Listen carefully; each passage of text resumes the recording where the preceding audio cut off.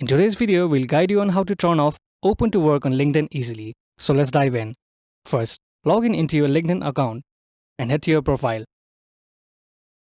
In the Open section, click the pencil icon.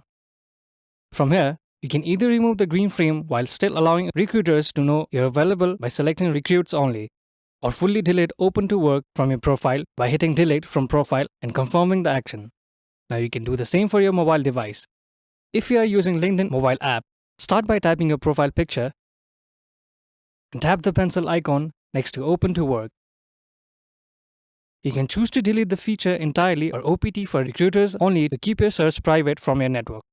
Remember, Open to Work is a great tool, but you can easily toggle it on or off as your career situation changes. Use it when you are looking for a new opportunity and turn it off when you are settled in a role.